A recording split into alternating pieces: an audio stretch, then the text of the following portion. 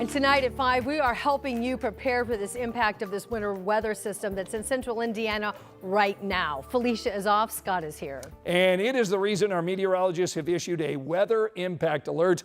We are getting more snow right now. Yes, it's adding Like it or up. not. Yes, how long is it going to stick around? It is going to stick around through overnight, early tomorrow, and that's the impacts are going to last that long. We think school delays and slow going. I'm going to show you a traffic camera.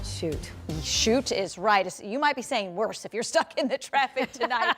Just be aware that the weather is having an impact. The snow continues to come down. At times it's reducing visibility, and it is heavy enough that it is sticking. It's also cold enough that it is sticking, and this is slowing things down into and around Indianapolis. We're expecting widespread 2 to 4 inch snow totals, some lighter totals possible south and west. On the high side, we could end up with a couple of places near 5. This is radar showing some of the intense snow bands working across parts of central Indiana from the Brownsburg area through Avon into Plainfield. We'll go north of Indianapolis along 31 from Fishers to Noblesville, 31 into Kokomo, south into Tipton, and our last local stop is to the south as well, where we have snow in Martinsville and Spencer. This will continue to move from west to east. Weather impact alert through early tomorrow. Snow-covered roads and slick travel.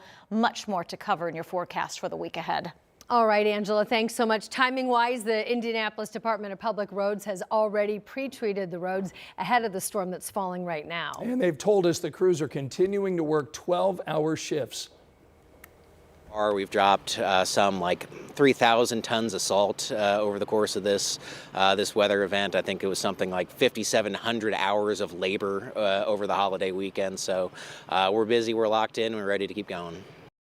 And the NDOT trucks are out there on the interstates right now. More than 800 drivers are operating them. They're going to be treating and plowing the roads to make sure that you can get out and about safely. Now, you can keep track of the latest forecast right along with our meteorologists with all the information that they're putting together on our live Doppler 13 weather app. And be sure to check out their weather blog. Once you download it, you can also use it to check out school delays and closures once they start to come in.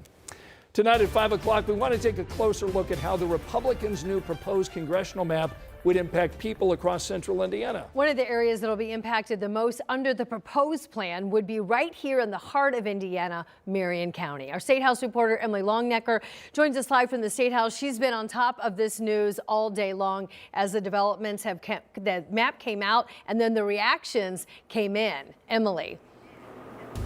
Well, Ann and Scott, to understand where we could be headed, you have to understand where we are right now when it comes to Marion County. Right now, most of Marion County is in the 7th Congressional District. That is currently held by Democratic Congressman Andre Carson. But under this new proposed map, Marion County would be carved up into 4 different congressional districts. That would leave only the northeastern part of Marion County in the 7th Congressional District, which would then stretch east, covering several other counties in the east central part of the state, including Hancock, Madison, parts of Delaware, Henry, Randolph, and Wayne counties.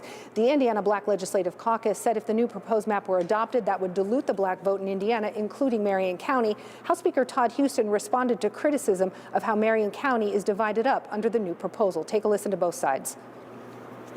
What that means is in Marion County, where we have one congressional person that we go to, one black congressional person, now individuals are going to have to go to 4 different congressional people just to service one county. And not only are we going to have to go to 4 different congressional people, but now there is no black representation on our behalf at the federal level. We've always had districts that span hundreds of miles. We have some state house districts that are pretty big. So, but again, the maps were put together with the interest of trying to create as many Republican seats as possible. And Congressman Andre Carson issued a statement about the proposed map, which said in part, quote, splicing our state's largest city and its biggest economic driver into 4 parts is ridiculous. Carson went on to say Hoosiers have made their voices heard and won't stand for it. So what comes next? Well, now the committee process begins. The bill has been assigned to the House's Election and Apportionment Committee. It meets tomorrow at 9 a.m. the public can start signing up to testify at that committee starting at midnight tonight. We're told that the hearing is supposed to wrap up tomorrow at 2:45 in the afternoon, which means depending on how many people sign up to testify, the committee chairman might have to limit testimony on both sides, both for these proposed maps and against these new maps. But if today's rally against redistricting is any indication of the voices speaking out against these proposed maps, I think you're going to see a lot of people on that end of it signing up. Ann, Scott? All right, Emily, thanks so much. Of course, she was talking primarily about District 7 there, Marion County, but District 1 could be changed under this proposed map as well. If that's up in the region, the district that's represented by Democrat Frank Mervan. Under this proposed map, Lake County, which leans Democratic and always has, would stay in District 1. But then it would also include several more counties to the southeast, those that were previously in District 2. Well, there are a lot of mixed opinions tonight from people all across our state when it comes to redistricting. In fact, just hours ago, a large group came together protesting this proposed bill as House lawmakers met inside the chamber. Jenna Webster was there and joins us now live with some of their concerns about these maps released this morning. Jenna.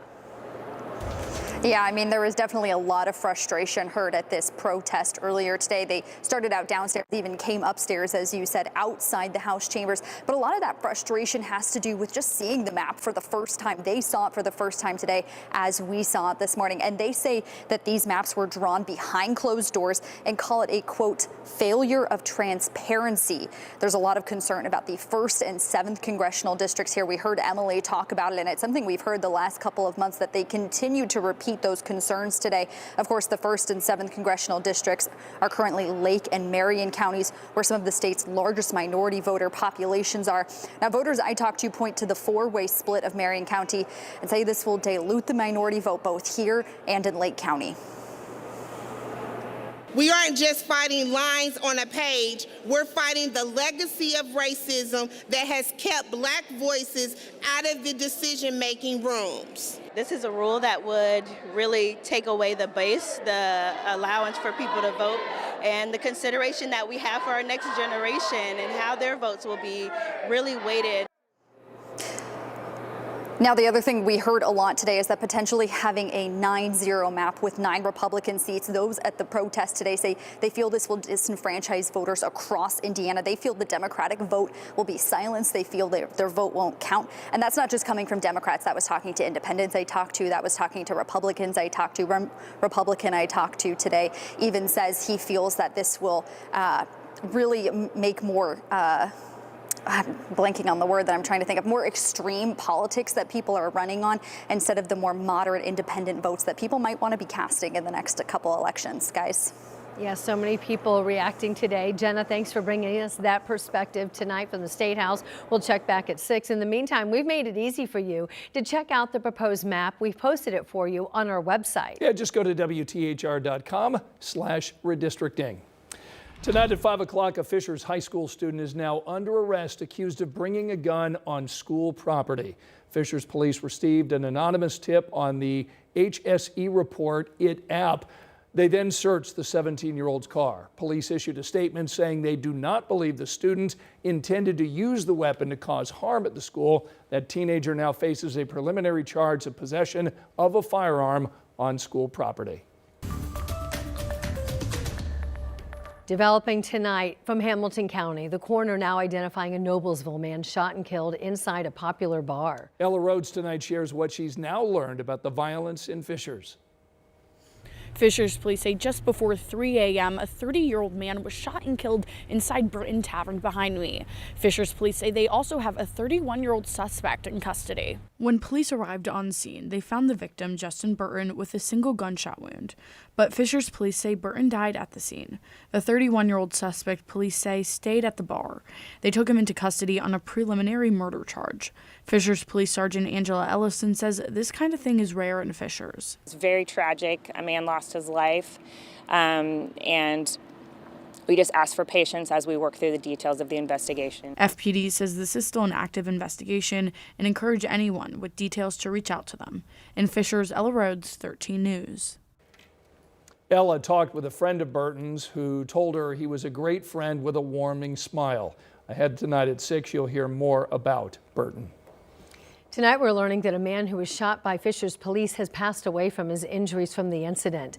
The Marion County coroner confirming that the suspect, Caleb Weiss, died over the weekend. An officer shot Weiss on the northeast side of Indianapolis a little more than 3 weeks ago while trying to serve an arrest warrant. It was a deadly March 2024 shooting at a home, as the warrant was for. That home was located near Cumberland Road and East 141st Street. Tonight, a man is now hospitalized in critical condition after a shooting on the far east side of our city. This happened around 2:45 this morning near 30th and German Church. IMPD is telling us before the shooting took place, they had taken a report of people messing with car doors in that same neighborhood. After that, Lawrence police were involved in a chase with a driver in a stolen car. However, police do not know if those crimes are connected.